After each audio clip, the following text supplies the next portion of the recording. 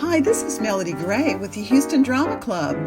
This podcast is meant to help promote plays and musicals here in the Houston area.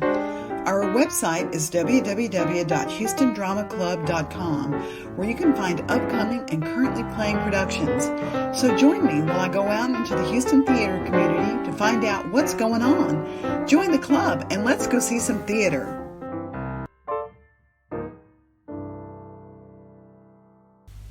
And I do have to apologize. There is a little bit of wind noise in my interview, but you can handle it. You're fine. Thank you. Hi, everybody. This is Melody Gray, and I am here with Leighza Walker. And I'm so excited to be interviewing her today because she's got two shows going on, you guys. She's got a show. She is managing the Museum of Dysfunction 11. Best of. Oh my gosh, best of for Mildred's Umbrella Theater. And then she also has a show up at Company Onstage that she's not in, but that she wrote called Parallel Leighzaverses, a tour of the Leighzasphere. Right. Which is like, when I first heard Curtis say that, I was just like, that's a fantastic title for a I play. have a really weird name. I'm 51. I've never met anybody that spells their name the way I do, and I decided to take advantage of that.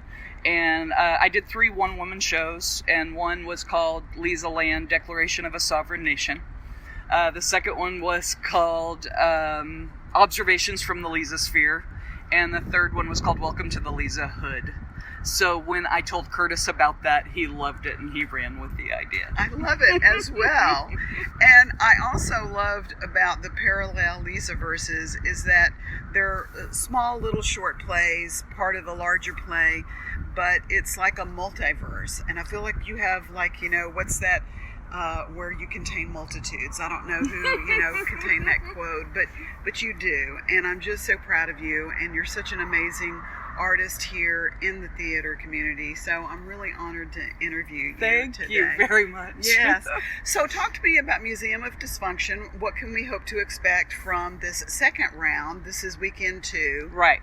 So Museum of Dysfunction has been around, we've done 10 prior to this one. And so there have been amazing shows for 10 rounds, and we decided that every time anybody from museum got together, they would go, oh my God, do you remember that one? Do you remember the one from 2008? Do you remember this one?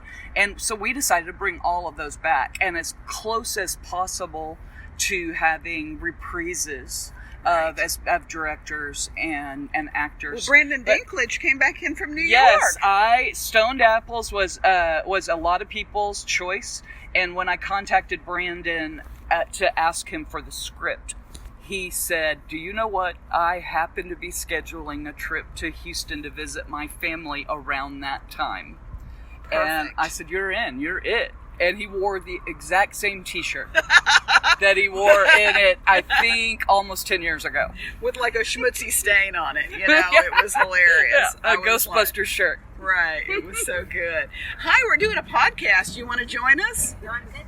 Okay, great. All right. So wonderful. Well, I'm so glad to be here for round 2. And so talk to me also a little bit about what's going on with Company Onstage and how you came up, because some of those are things you've written in the past. Mm-hmm.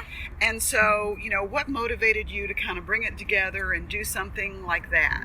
Well, Company Onstage started doing a local authors series a couple of years ago, and they would reach out to Houston playwrights and ask for a bunch of their material, and that they would curate it. They would create the show of our short pieces, our monologues. And they asked me the first year, but I was going through a lot of stuff at that point, and I just couldn't get my material together in time. And Stacy approached me again for this season, and I was able to get my stuff together and send it over to her. And what was wonderful about it to me was that it is an absolute evolution of my writing. I started writing plays about 10 years ago, and one of the first play that ever was produced, it was selected for a 10 by 10, was Cuteness.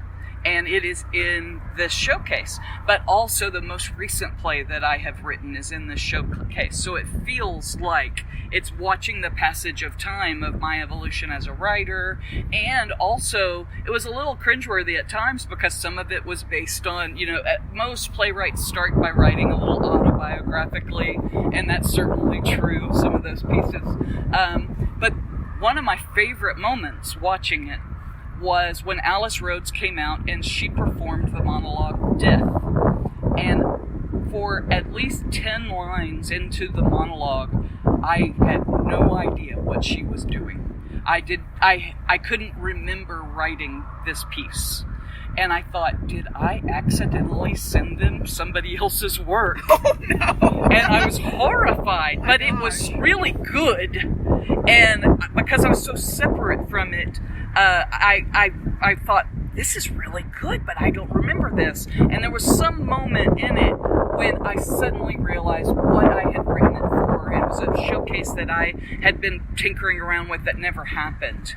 And I had just put it in a drawer and completely forgotten about it.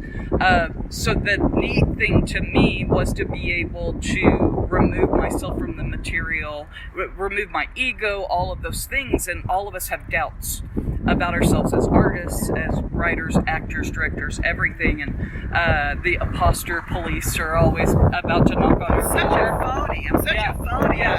And hearing that monologue from a remove like that really blew my mind, because it was a beautiful, beautiful monologue with a lot of depth to it, and it made me realize that I had to quit questioning myself so hard. You obviously always want to grow, but I had to quit doubting so much. Well, I'm so glad, because you are a badass, and it was just so evident in going to see it, and so I'm just so proud of you, and I just really encourage everybody to go see it. Company on Stage. It's the last weekend. They're playing tonight, tomorrow night, and Saturday, and I'm so glad that they called you to do it, and I'm so glad that you did do it. It's amazing. Thank you. And one of the reasons why I wanted to do this podcast is to promote people and to get the inside scoop on what's going on with Houston theater, and to gain a little excitement and buzz around it. And my goal is that once I get a lot of these podcasts up, I want to be regular on Deborah Duncan on like Thursday morning. That'd be amazing. And to say, hey, here's what's going on. Here's what you should see this weekend. Right, here's what's opening, here's what's closing. I want to thank you, because this is desperately needed in Houston. More coverage, more people, more avenues to reach out to people is really needed. We have a great arts community, a great theater community here, and you doing this is an amazing gift to the theater community. So thank you. Well, I feel like I want to give back, and this is a place where I can be of service, and also get to go see some fantastic plays. I'm so excited. Definitely. So now the Houston Drama Club is really kind of tailored for the theater geek. So you've got to tell us your Edward Albee story. Oh, which one? Oh, there are more than one. Dun dun dun. Well, I was one of 6 people selected to be in the Edward Albee playwriting class. It's a master's level class. I never finished my bachelor's degree, so I discovered at some point in the class that they actually had to have every professor sign off on a petition to allow me to take this class. Wow. Because it was a master's level class. Right. So that was kind of cool. But I walked in and sat down, and this guy comes in, and it's all these playwrights, every single one of them except me, that are working toward their masters, and Edward and I ended up bonding over theater, and I invited him to come see a play that was written by one of his former students, Peter Wittenberg, called Lop Lop Meets Lop Lop, which is named after a famous painting. And so Edward Albee came to my theater, and he told me he doesn't pay before the show, he pays after. And as he walked out the door, he dropped a $20 bill in my tip jar.